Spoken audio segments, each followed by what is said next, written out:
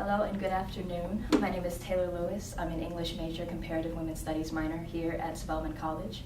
And last semester I completed my community service at the Agape Community Center, and I worked in a fitness after-school program made up of about 70 girls ages 7 through 15.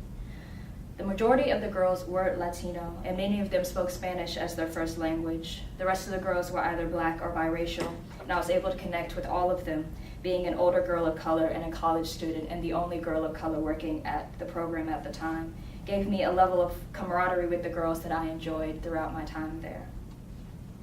The after-school program operated out of a white Protestant church, with the actual Agape Community Center is located on Bolton Road, nearer to the girls' neighborhood. And we had a bus system to transport the kids from the church to the back of their homes. During the day, we completed physical activities such as yoga, basketball, kickball, and we also took the girls to a number of field trips, including to the Martin Luther King Center.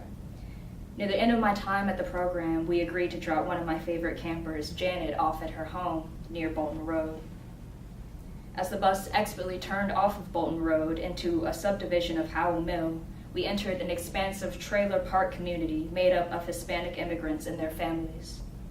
The park itself seemed never-ending. Each house was painted the same beige color and was in a state of advanced disrepair.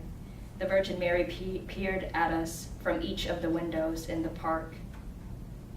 The deeper we drove into the neighborhood, the more I felt trapped, as if there was no way out.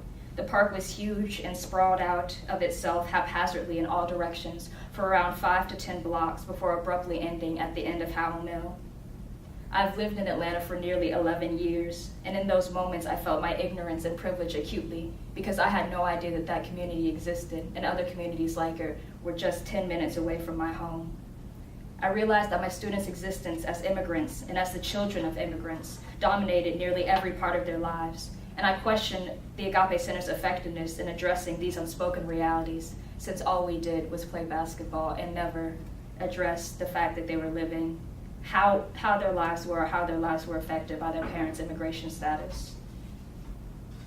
Because their socioeconomic status was so racialized, it forced me to re-examine the ways in which race, nationality, and privilege intersect, especially in a place like the United States in this current political climate, and especially in a city as heavily segregated as Atlanta. As an English major, and as a writer, I plan to write and stress the importance of identity and giving a voice to the voiceless and an acknowledgement of intersections and how they affect our lives on a daily basis.